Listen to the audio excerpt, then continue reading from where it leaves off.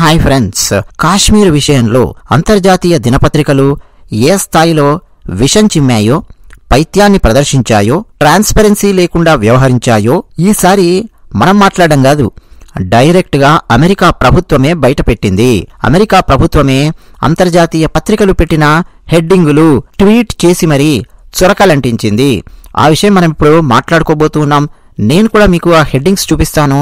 ఎలా చాలా తెలివిగా చాప కింద నీరులాగా, నిజానికి నా భాషలో చెప్పాలంటే నేను సబ్లిమినల్ మెసేజింగ్ అంటాను. గత 6-6.5 సంవత్సరాల నుంచి టీమిక్స్టర్ ఛానల్ సబ్స్క్రైబ్ అయ్యి రెగ్యులర్గా వింటున్న ప్రేక్షకులందరికీ తెలుసు, నేను ఈ సబ్లిమినల్ మెసేజింగ్ అనే పదం అప్పుడప్పుడు వాడుతూ ఉంటాను. అంటే చాలా తెలివిగా డైరెక్ట్గా విషయం చెప్పకుండా అండర్ కరెంట్గా జనాల మెదళ్లలో ఒక విషయాన్ని పడేయడం అనమాట.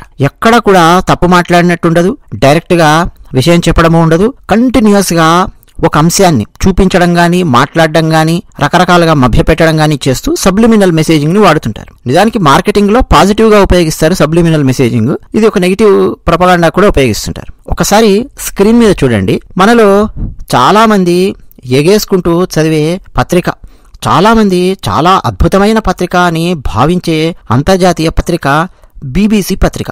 ఒకసారి స్క్రీన్ మీద చూడండి. వాళ్ళు పెట్టిన హెడ్డింగ్ ఏమిటి అన్నది స్పష్టంగా మీకు కనిపిస్తోందా లేదా? అర్థమైంది అసలు వాళ్ళు పెట్టినటువంటి దాంట్లో తప్పే ఉందో?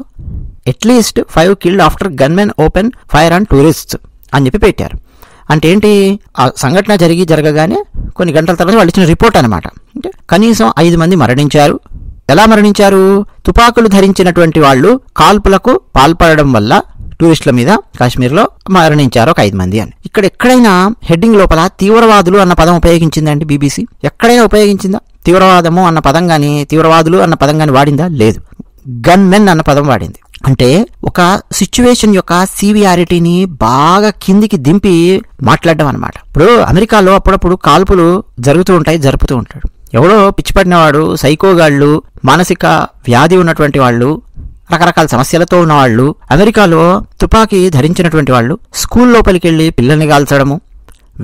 లాస్ వేగాస్లో చాలా పెద్ద సంఘటన జరిగింది, మీ అందరికీ తెలిసే ఉంటుంది. ఒక 2 ఏళ్ల క్రితం ఒకడు ఫుల్గా తుపాకులు కొనుక్కొని వచ్చి ఒక పెద్ద బంగ్లా మీద కూర్చొని పార్టీ జరుగుతూ ఉంటే ఆ పార్టీ మీద ఫుల్గా కాల్పులు జరిపాడు. అంటే తుపాకీ ధరించి ఉన్నటువంటి వాడేమన్నా తీవ్రవాదా? కాదు. తీవ్రవాదానికి చెందినటువంటి వాళ్ళ అమెరికాలో కాల్పులు జరుపుతున్న వాళ్ళు అప్పుడప్పుడు కాదు. సో ఆ స్థాయికి దింపి BBC వాడు హెడ్డింగ్ పెట్టాడనమాట.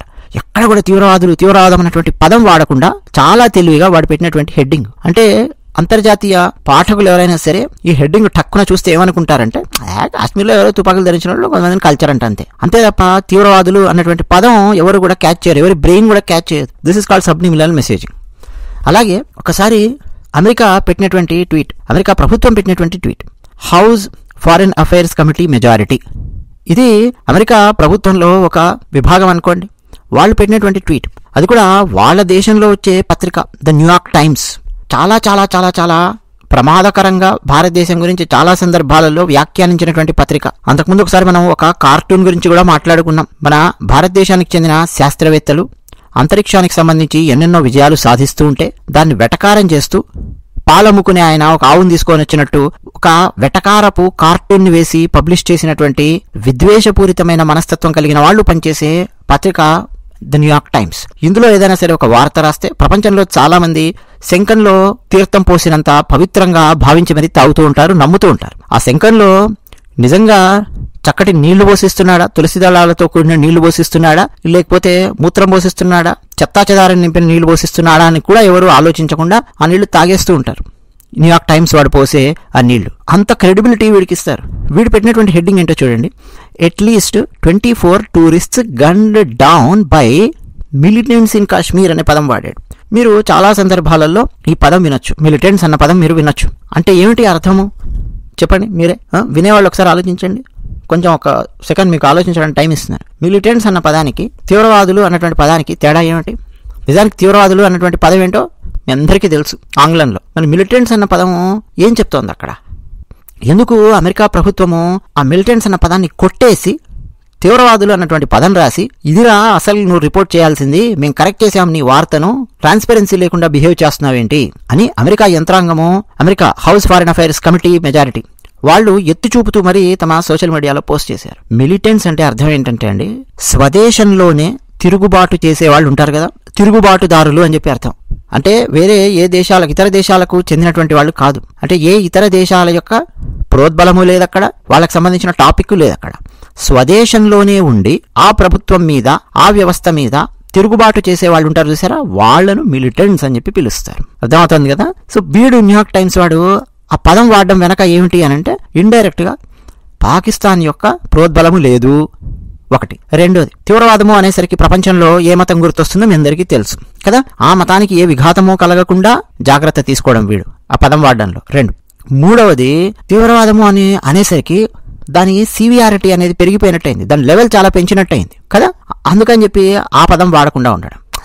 ఏదో భారతదేశంలో కాశ్మీర్ అని చెప్పి ఒక రాష్ట్రం ఉందంటే అక్కడ ఆ దేశంలోనే, భారతదేశంలోనే తిరుగుబాటుదారులు ఏదో తిరుగుబాటు చేశారంటే అందులో భాగంగా కొంతమందిని కలిసి చంపారంట. ఇదే అనమాట ఆ మీనింగ్ వస్తుంది. అదే మీరు తీవ్రవాదులు అన్నటువంటి పదం కనుక అక్కడ రాస్తే ఒక్కసారి వ్యూవర్స్ మైండ్ లోపల వాళ్లకు తెలియకుండానే ఏం రిజిస్టర్ అవుతుంది, ఒక మతానికి సంబంధించినటువంటిది రిజిస్టర్ అయిపోతుంది తీవ్రవాదం అనగానే. ఒకటి. రెండోది, తీవ్రవాదం అనగానే ఆ దేశం లోపలిదే కాదు, వేరే దేశాల నుంచి కూడా వచ్చి ఒక దేశాలలో రకరకాల సమస్యలు సృష్టించే బ్యాచ్లు ఉంటాయి, అది మైండ్లో రిజిస్టర్ అవుతుంది. ఇదేమీ ఉపయోగించకుండా మిలిటెంట్లు, గన్మెన్లు అంటే తుపాకీ చేత పట్టి తిరిగినటువంటి మామూలు వ్యక్తులు అనేటువంటి పదాలు వచ్చే విధంగా వీళ్ళు రిపోర్టింగ్ చేయడం మనం చూడొచ్చు.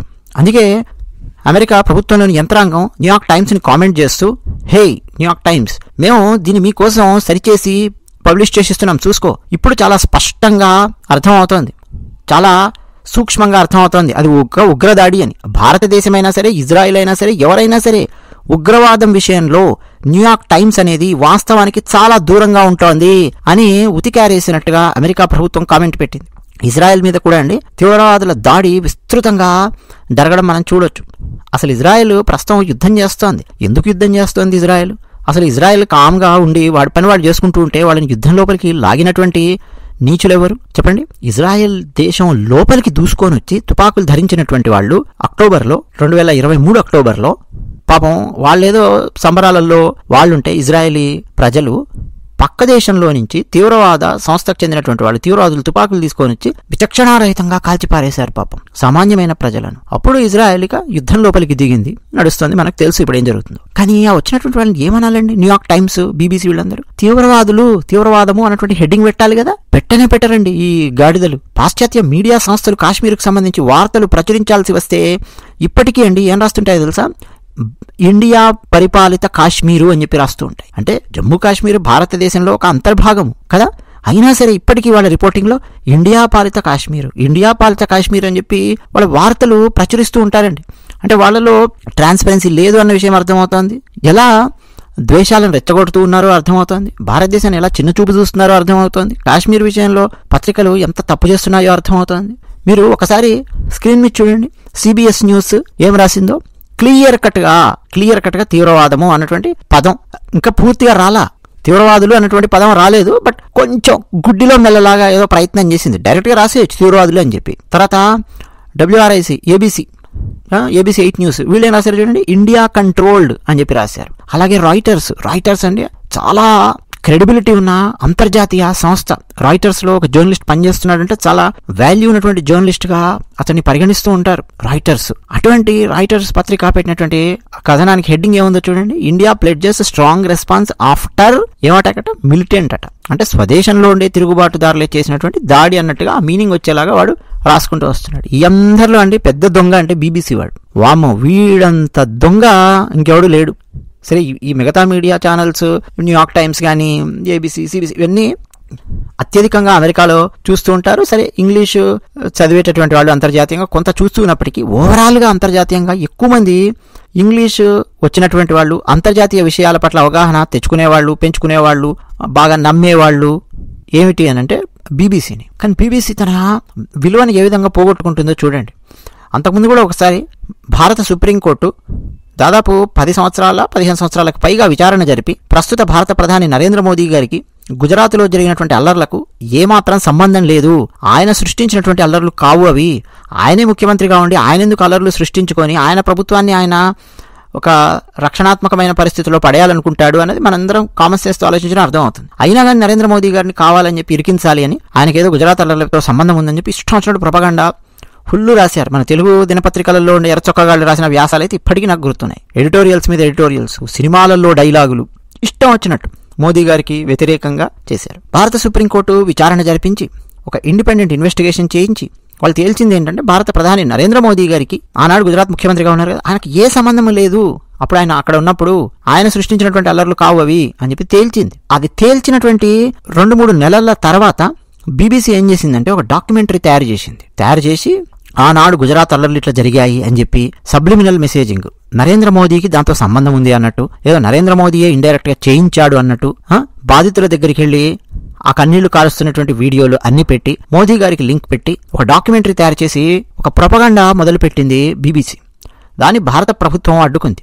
అయితే మన భారతదేశంలో తిన్నింటి వాసాలు లెక్కబెట్టేవాళ్ళు, భారతదేశానికి భారత ప్రధానికి వ్యతిరేకంగా ఆలోచించేవాళ్ళు ఏ పార్టీలు ఉన్నారో ఎవరెవరున్నారో మీకు తెలుసు. వాళ్ళందరూ ఏం చేశారో తెలుసా?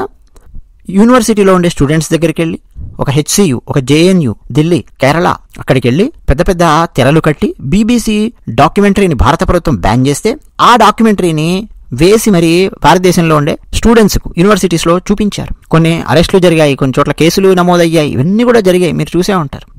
మళ్ళీ దానికి రకరకాల రాజకీయ పార్టీలు ట్వీట్ పెట్టడం, భారతదేశంలో ప్రజాస్వామ్యమే లేదు, నరేంద్ర మోదీ ఏదో నియంతృత్వ ధోరణితో వ్యవహరిస్తున్నారు అన్నట్టు రకరకాల ట్వీట్లు పెట్టడం. అట్లా ట్వీట్ పెట్టినటువంటి ఒక ట్విట్టర్ పక్షికి చెందిన పార్టీ ఇంట్లో కూర్చుంది. తెలంగాణలో మీరు చూడొచ్చు. బట్ చెప్తున్నాను, ఈ బీబీసీ కానీ అంతర్జాతీయ పత్రికలు కానీ ఏ స్థాయిలో సబ్లిమినల్ మెసేజింగ్ ఇస్తూ ఉన్నాయి అన్నది అర్థం చేసుకోవాలి. అయితే ఇప్పుడు అమెరికా ప్రభుత్వంలోని యంత్రాంగమే డైరెక్ట్గా చాలా స్ట్రాంగ్గా ఈ పత్రికలకు రిప్లై ఇస్తూ, చురకలంటిస్తూ, ఉతికారేస్తూ ట్వీట్ పెట్టడం అమెరికా ప్రభుత్వం అన్నది మనం సంతోషించాల్సినటువంటి విషయము. అదే విషయం. ధన్యవాదాలు.